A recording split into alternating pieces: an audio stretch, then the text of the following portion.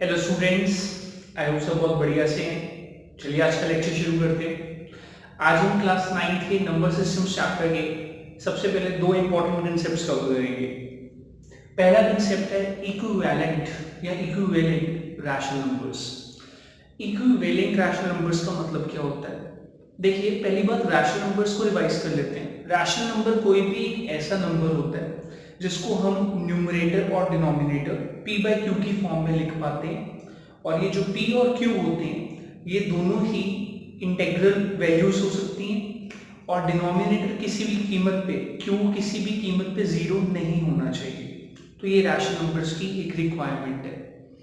अब rational numbers को हम रिप्रेजेंट करने के लिए अलग अलग फॉर्म्स में लिख सकते हैं। तो एक ही रैशनल नंबर को आप जितनी भी फॉर्म्स में लिख पाओ, उसका फाइनल रिजल्ट चेंज किए बिना, तो हम उन सभी रैशनल नंबर्स को इक्विवेलेंट रैशनल नंबर्स मानेंगे। मैं एक एग्जांपल देता हूँ। मान लीजिए मेरे पास एक रैशनल नंबर है 2। अब आप कहेंगे सर 2 एक सिंगल नंबर है, सिंगल डिजिट है, ये रैशनल नंबर कैसे हो सकता है? तो बहुत सिंपल सी बात है। 2 का मतलब होता है 2/1। जहां पे कुछ नहीं होता वहां हम 1 लगा देते हैं। सो ये एक रैशनल नंबर है। क्यों? ये p बाई क्यू की जो मेरी थ्योरी है, जो मेरा कंसेप्ट है, उसको सेटिस्फाई करता है।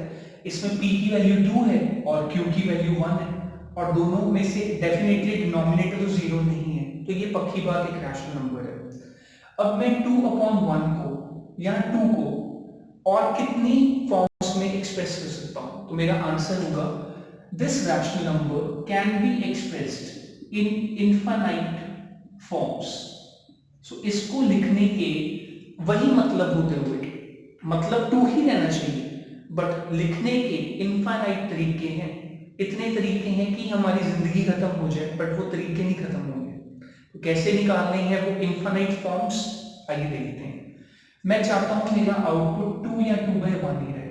तो बहुत सिंपल सी बात है। जब भी आपको इक्विवेलेंट रैशनल नंबर्स खोजने को कहा जाए, मान लीजिए आपको कहा जाता है इस रैशनल नंबर के 5 इक्विवेलेंट रैशनल नंबर्स ढूंढो, तो कुछ नहीं करना आपने, इसको 2 से मल्टीप्लाई डिवाइड करेंगे तो यहाँ पे एक फॉर्म और आ जाएगी 4/2। 4/2 का मतलब भी 2/1 या 2 ही होता है सिंपलेस्ट फॉर्म में। This is the simplest form, right? ये सिंपलेस्ट फॉर्म होती है और ये उसकी इक्विवेलेंट फॉर्म होगी। बट आपको तो ऐसे 5 इक्विवेलेंट फॉर्म्स चाहिए, तो बहुत सिंपल है। अब मैं 2/1 को मान लीजिए 3 से मल्टीप्लाई और डिवाइड कर देता हूँ, तो ये बन जाएगा 6/3। ये भी, इसका भी मतलब 2 ही निकलता है, बट लिखने का तरीका अलग हो गया। अब 2/1 को मैं 4 से मल्टीप्लाई और डिवाइड कर देता हूँ, सो 8/4।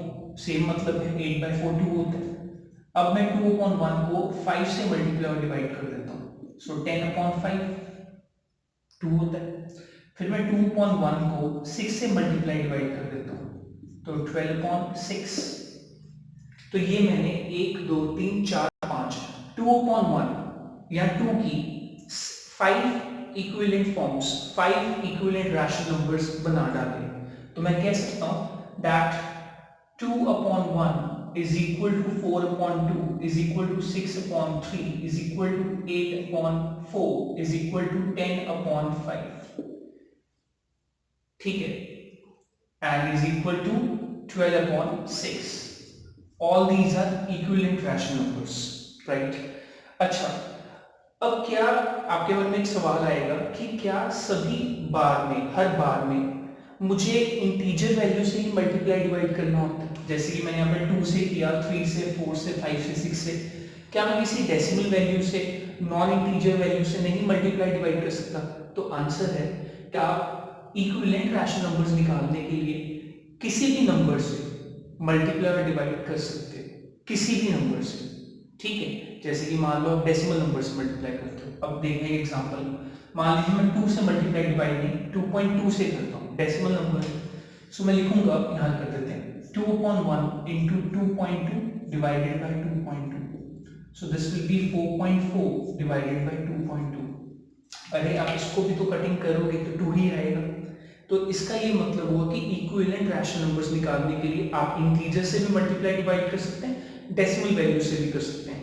बट क्योंकि मेजॉरिटी बच्चों को इंटीजर्स के साथ मल्टीप्लाई डिवाइड करना आसान लगता है, इसलिए यूजुअली बच्चे इंटीजर्स को चूज करते हैं, तो कोई प्रॉब्लम नहीं है। एक और चीज, कई बार आप अपने बुक के क्वेश्चंस को मैच करते हैं, आंसर्स चेक करते हैं ऐसे क्वेश्चंस के, और आपको लगता है कि यार ये चीजें आंसर में नहीं गिवन, कुछ और ही फॉर्म्स गिवन है, तो बच्चे आप उनको सिंपलेस्ट फॉर्म में कन्वर्ट करके देखा करो, इनको सिंपलेस्ट फॉर्म में देखा करो, क्या उनका मतलब सेम है? क्योंकि हो सकता है बुक वालों ने 2 3 4 5 6 की जगह 3 4 5 6 7 को चूज करके इक्विवेलेंट रैशनल नंबर्स निकाले, तो वो फॉर्म डिफरेंट हो जाएगी। इसलिए कभी घबराना नहीं है, हमेशा अपने रैशनल नंबर को HCF से कटिंग करके सिंपलेस्ट फॉर्म में लाके फिर देखना है। अगला टॉपिक मैं वही बता ले रहा हूँ कि एक रैशनल नंबर आपको दिया हुआ है, उसको सिंपलेस्ट फॉर्म में कैसे लेके आना होता है। बहुत सिंपल सा टॉपिक है। चलिए अब ये देखिए सर, मान लीजिए मुझे एक रैशनल नंबर दिया हुआ है 125 डिवाइडेड बाय 10। ठीक है, पहले आप ये चेक करो क्या ये एक रैशनल नंबर है। डेफिनेटली 125 डिवाइडेड बाय 10 एक रैशनल नंबर ही है, क्योंकि p बाई क्यू की फॉर्म में है और p और q दोनों ही इंटीग्रल वैल्यूज है। क्या ये सिंपलेस्ट फॉर्म है इस रैशनल नंबर की? आंसर इज अभी मुझे नहीं पता, एक स्टेप करता हूं पता लग जाएगा और देखते हैं। आप ऐसा कीजिए, आप इन दोनों टर्म्स 125 भी और 10 का भी HCF फाइंड आउट कीजिए। अब ध्यान से सुनना जो मैं कहने लगा हूं, अगर इनका HCF, अगर इन दोनों नंबर्स का HCF 1 आता है, मतलब इन दोनों नंबर्स में जो कॉमन फैक्टर है वो 1 है, तो डेफिनेटली ये सिंपलेस्ट फॉर्म में है, ऑलरेडी ही सिंपलेस्ट फॉर्म में है, आप इसकी और कटिंग नहीं कर सकते। बट अगर इनका HCF 1 नहीं आता, अगर 1 नहीं आएगा तो 1 से भी बड़ा नंबर आएगा, देन नॉन सिंपलेस्ट फॉर्म है। ये नॉन सिंपलेस्ट फॉर्म में दिया हुआ है आपको वो रैशनल नंबर, यहाँ पे सिंपलेस्ट फॉर्म में दिया हुआ है, यहाँ पे नॉन सिंपलेस्ट फॉर्म में। और इसमें कटिंग, अब मैं सिंपल भाषा का यूज कर रहा हूँ, कटिंग इज पॉसिबल, जिसको आप सिंपल भाषा में कटिंग कहते हैं ना, कि यार इसकी कटिंग कर दो, देखो कि किससे डिवाइड होता है, नीचे वाले नंबर से टेबल में कितने नंबर पे ऊपर वाला न्यूमरेटर आता है, जिसे आप कटिंग कहते हो, तो कटिंग वो पॉसिबल है। आओ देखते हैं इनका HCF क्या आता है। तो HCF निकालने का तरीका क्या होता है, देखिए 125 की आप फैक्टराइजेशन कीजिए, 5 इंटू 5 इंटू 5, और 10 की प्राइम फैक्टराइजेशन कीजिए 2 इंटू 5। सो HCF का रूल है, जो कॉमन फैक्टर्स हैं उनकी लीस्ट वैल्यू लेनी होती है। सो आप देखिए यहाँ पे, आप देखिए कॉमन फैक्टर्स 5 एक कॉमन फैक्टर है और ऊपर भी 5 है, और उनकी सबसे लीस्ट पॉसिबल जो पावर है, यहाँ पे 5 एक बार आ रहा है, यहाँ पे 5 3 बार आ रहा है, तो बेटा इनका HCF बनेगा 5 की पावर 1, 5 हो गया। इसका मतलब HCF is not equal to 1, means ये नॉन सिंपलेस्ट फॉर्म है। तो इसको सिंपलेस्ट फॉर्म में कैसे कन्वर्ट करेंगे? बहुत सिंपल है, जो HCF है उससे दोनों को डिवाइड कर दो, दोनों न्यूमरेटर और डिनोमिनेटर को HCF से डिवाइड कर दो। तो मैं 125 को पहले 5 से डिवाइड करता हूँ, 5 2 ज़ा 10, 5 5 ज़ा 25, फिर 10 को डिवाइड करता हूँ, 5 2 ज़ा 10, सो ये बन गया 25/2। अब 25/2 कहो या 125/10 कहो, ये दोनों इक्विवेलेंट फ्रैक्शंस हैं, क्योंकि एक की कटिंग करके ही दूसरा रैशनल नंबर आएगा, बट सिंपलेस्ट फॉर्म में 25/2 है। कैसे कह सकता हूं? क्योंकि मैंने 125 और 10 को उनके HCF से डिवाइड कर दिया, और अगर आप फिर भी चेक करना चाहते हो तो 25 और 2 का HCF फिर से कैलकुलेट करो, I am very much sure इनका HCF 1 होगा, तो फिर वो इस कैटेगरी में फॉल करेगा और ये सिंपलेस्ट फॉर्म में कन्वर्ट हो गए। इसी तरह से मैं कुछ और क्वेश्चंस आपको देता हूँ जो सिंपलेस्ट फॉर्म में कन्वर्ट करने को, चेक करने को पहले दिए जाते हैं। तो देखते हैं, मान लीजिए आपको एक नंबर दिया गया 71 डिवाइडेड बाय 3, वो कह रहे हैं चेक कीजिए ये रैशनल नंबर तो है, क्या ये सिंपलेस्ट फॉर्म में है? अगर नहीं तो इसको कन्वर्ट करो। तो लॉजिक वही है, 71 और 3 का HCF निकालते हैं। अब देखिए 71 और 3 इनका HCF डेफिनेटली 1 आएगा। कैसे कह देता हूं मैं? क्योंकि 3 का जो फैक्टर्स है वो 1 और 3 है, और 71 के फैक्टर्स में 1 आ रहा है, 3 तो आ नहीं रहा। 71 3 के टेबल में नहीं आता ना, 7 + 1 8 होता है। तो इसका मतलब है 71 और 3 के जो कॉमन फैक्टर्स हैं उनमें से 1 ही है जो कॉमन है। तो HCF is 1।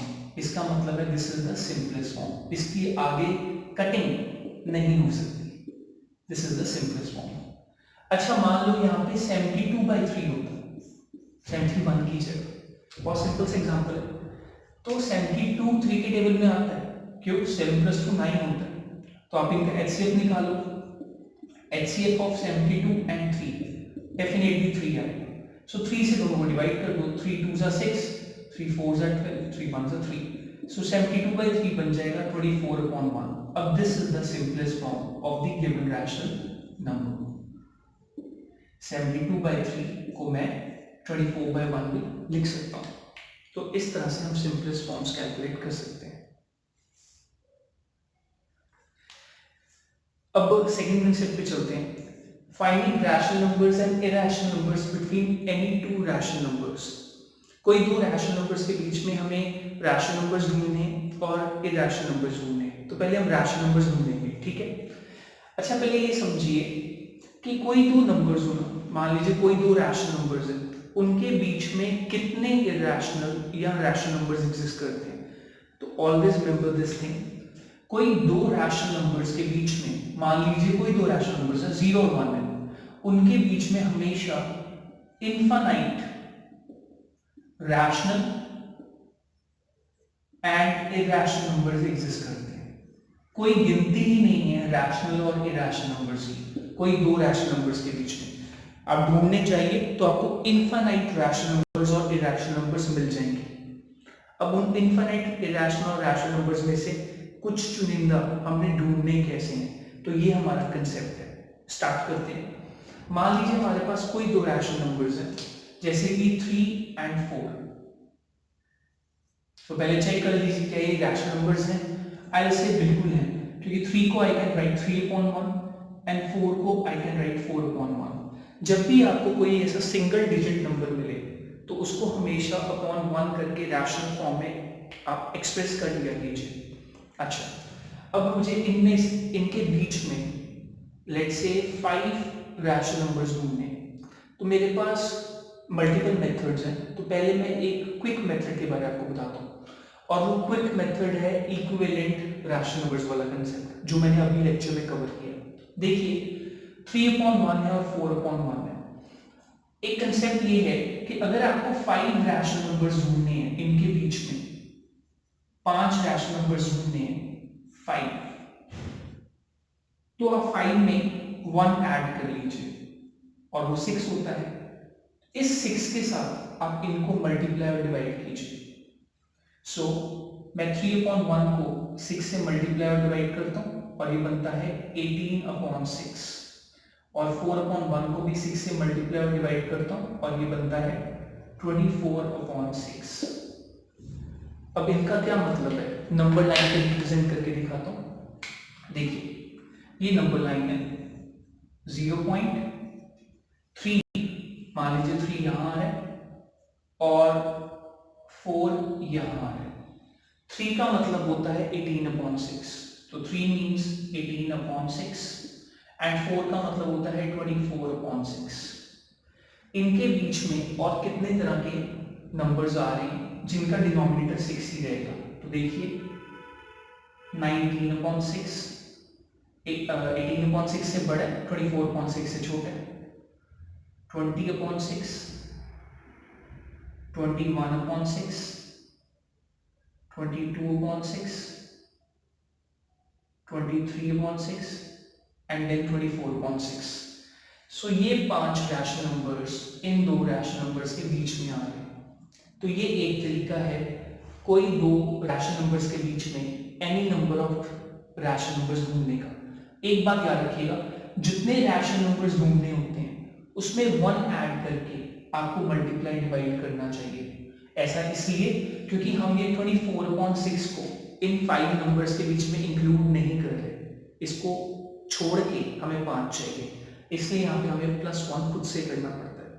So this is one method of finding out any number of rational numbers between two given rational numbers. But there is one more method जो थोड़ा सा लेंथी हो जाता है जब ज़्यादा रैशनल नंबर्स ढूंढने हो, बट हम उसको भी कवर कर सकते हैं. So let's say second method ये है. This was the first method. ठीक है, मैं इसको बोल देता हूँ. First method is equivalent rational numbers method. Okay, this was the first method जो मैंने आपको अभी समझाया. Now second method is average method. आइए इसको समझते हैं. बहुत ही सिंपल मेथड है ये. अब मान लीजिए आपके पास 3 और 4 के बीच में आपको 5 रैशनल नंबर्स फिर से ढूंढने हैं. Find any 5 rational numbers between 3 और 4. अब आप एक बात समझिए, कोई दो नंबर्स का एवरेज जो होता है वो हमेशा उन दो नंबर्स के बीच में लाया करता है. सो जो एवरेज है तो वो दो नंबर्स के बीच में लाया करता है. तो इस लॉजिक के अकॉर्डिंग मैं इन 3 और 4 के बीच में एवरेज के माध्यम से, एवरेज की हेल्प से बहुत सारे रैशनल नंबर्स ढूंढ सकता हूँ. आइए देखें. सो लेट्स से 3 है. 3 और 4 इनका एवरेज निकालते हैं तो दैट इज 3 + 4/2. ठीक है. Sum of observations divided by number of observations, ये हमें फर्स्ट रैशनल नंबर दे देगा. सो ये बनेगा हमारे पास 7/2, that is 3.5. So 7/2 is the first rational number. इसको नंबर लाइन पे देखिए. 0. Let's say this is 3 and 4. 3 को आई कैन राइट 6/2 एंड 4 को मैं लिख सकता हूँ 8/2. सो इनकी बिल्कुल मिड में आ जाएगा 7/2, हमारा एक रैशनल नंबर. अब जो दूसरा नंबर निकालना है तो मैं क्या करूंगा, लेट्स से मैं 3 और 7/2 का एवरेज लेता हूँ. वो इनके बीच की मिड वैल्यू होगा. अब वो इन दोनों के बीच में लाई करता है तो डेफिनेटली 3 और 4 के बीच में भी लाई करेगा. तो एज पर द क्वेश्चन मुझे 3 और 4 के बीच में रहना है. सो सेकंड नंबर निकालने के लिए मैं 3 और 7/2 का एवरेज लेता हूँ, मतलब मिडिल वैल्यू. ये बन जाएगा 6 + 7 13/2, 13/4. सो वो आ जाएगा यहाँ पे इनके मिड में. इसी तरह थर्ड नंबर निकालने के लिए I can take the average of 7/2 and 4. दूसरी तरफ एक्सट्रीम वैल्यू के साथ एवरेज ले लिया, मतलब उनकी मिडिल वैल्यू. ये बन जाएगा 8 + 7 15/2, 15/4. ये वाली वैल्यू. इसी तरह फोर्थ नंबर निकालना है. अब क्या करें, अब तो एक्सट्रीम वैल्यूज भी यूज हो गई तो कोई बात नहीं है. अब आप 3 और 13/4 का मिडिल वाला एवरेज ले लो. 3 और 13/4 का अगर आप एवरेज लोगे तो जो वैल्यू आएगी वो 3 और 4 के बीच में लाई करेगी कुछ यहाँ पे. और पांचवें नंबर के लिए आप क्या कर सकते हो, आप 15/4 और 4 का एवरेज ले सकते हो. इस तरह आप इन सभी कॉम्बिनेशंस में से कोई दो नंबर्स का एवरेज ले लो और आपको हर बार उनकी मिडिल वैल्यू मिल जाएगी. ऐसे आप इनफाइनाइट कॉम्बिनेशंस बना सकते हो क्योंकि जो नए नंबर्स आएंगे वो भी कॉम्बिनेशंस में जुड़ते जाएंगे. इसलिए आप कोई दो रैशनल नंबर्स के बीच में इनफाइनाइट रैशनल नंबर्स ढूंढ सकते हो. बट इस मेथड में एक छोटी सी प्रॉब्लम है. ये मेथड थोड़ा सा लेंथी है. हर बार हर स्टेप में हमें फॉर्मूला अप्लाई करना पड़ता है एवरेज का. इसलिए जब भी आपको ज्यादा रैशनल नंबर्स ढूंढने के लिए कहा जाए क्वेश्चन के अंदर, always try to solve it by the equivalent rational method. हाँ, अगर एक दो रैशनल नंबर्स ढूंढने के लिए कहा गया तो ये मेथड लगा दो. और अगर क्वेश्चन में मेंशन ही कर दिया कि कौन से मेथड से करना है तब तो भैया उसी मेथड से करना पड़ेगा. उसमें तो फिर हमें मार्क्स लेने हैं तो वही मेथड लगाना पड़ेगा. So this is how we find any number of rational numbers between any two rational numbers. कितने भी रैशनल नंबर्स मैं ढूंढ सकता हूँ दो रैशनल नंबर्स के बीच में. अब हम इरैशनल नंबर्स कैसे ढूंढते हैं उस पर ध्यान देते हैं.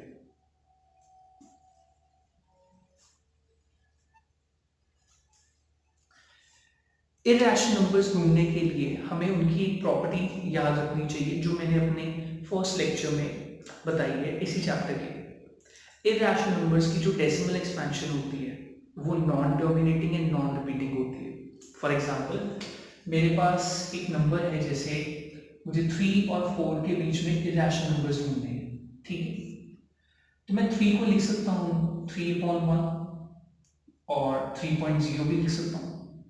इसी तरह 4 को लिख सकता हूँ 4/1 और 4.0 भी लिख सकता हूँ।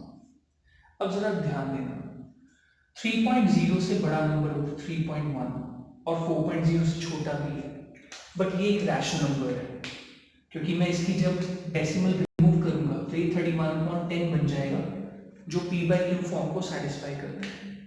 सो 31/10 या 3.1 तो मैं नहीं लिख सकता। What I can do is, मैं यहाँ पे एक non terminating non repeating pattern create कर देता हूँ। कैसे? जैसे 3.1 है, 3.0 से बड़ा है, इसके बाद मैं 0 लगाता हूँ, 3.10, 100, 100, 1 4 times 0 एंड सो ऑन। तो अब जरा ध्यान से देखिए, यहाँ पे एक फिक्स पैटर्न नहीं बन रहा। फेमिलियरिटी लग रही होगी बट पैटर्न फिक्स नहीं है। ध्यान दीजिए, 3.1 के बाद सिंगल 0 है, फिर जो 1 आता है उसके बाद 2 0 है, फिर जो 1 आता है उसके बाद 3 0 है, फिर जो 1 आता है उसके बाद 4 0 है, फिर जो 1 आएगा उसके बाद 5 0 होंगे, फिर 6 0 आएंगे 1 के बाद, फिर 7 0 आएंगे 1 के बाद। तो एक फिक्स नंबर ऑफ जीरोस नहीं है, एक फिक्स पैटर्न नहीं है। इसे हम कहते हैं non terminating and non repeating decimal expansion. और इस तरह की डेसिमल एक्सपेंशन हमेशा एक इरैशनल नंबर ही शो करता है। तो this is an irrational number. आगे डॉट डॉट डॉट लगा दिए तो नॉन टर्मिनेटिंग है, और बार आप लगा नहीं सकते क्योंकि जीरोस का भी नंबर फिक्स नहीं है, तो नॉन रिपीटिंग भी हो गया। इसे नॉन रेकरिंग भी कह लेते हैं कई बार। अब इससे अगला इरैशनल नंबर ढूंढने के लिए आप यूज करो 3.2 का। 3.2 3.1 से बड़ा होता है, तो 3.20, 200, 200, 2 4 times 0 एंड सो ऑन। इनसे बड़ा 3.30, 300, 300, 3 4 times 0, 3 5 times 0 and so on. Next उनसे बड़ा 3.4, double single 0, 400, 400, 4 4 times 0 and so on. उनके बाद में 3.5 single 0, 500, 500, 5 4 times 0 and so on. इस तरह से ये सभी इरैशनल नंबर्स 4 से छोटे हैं, यहाँ 4.0 लिख दो, 4 से छोटे हैं। तो हमारे पास 5 इरैशनल नंबर्स आ गए बिटवीन 2 रैशनल नंबर्स। अब ये तो सिंपल था, क्योंकि 3 और 4 बहुत बड़ा गैप था हमारे पास, तो मैंने पॉइंट पॉइंट करके बड़े इरैशनल नंबर्स बना लिए। अगर मुझे कहा जाए कि 3.1 और 3.2 के बीच में इरैशनल नंबर्स ढूंढो, तो भी मैं बहुत इजीली ढूंढ सकता हूँ। कैसे? 3.1 को मैं लिख सकता हूँ 3.10 और 3.2 को मैं लिख सकता हूँ 3.20। ये ट्रिक है, एक स्टेप आगे आप 0 से बात करो। अब 3.10 से बड़ा होता है 3.11, single 0, 11, double 0, 11, triple 0, 11, 4 times 0, 11, 5 times 0।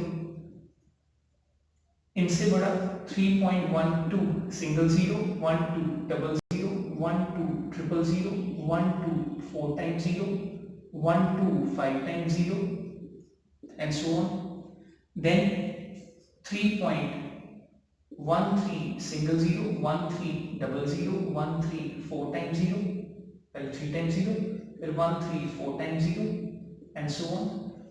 Next 3.14, single 0, 14, double 0, 14, triple 0, 14, 4 times 0 and so on. Next 3.15, single 0, 15, double 0, 15, triple 0, 15, 4 times 0 and so on.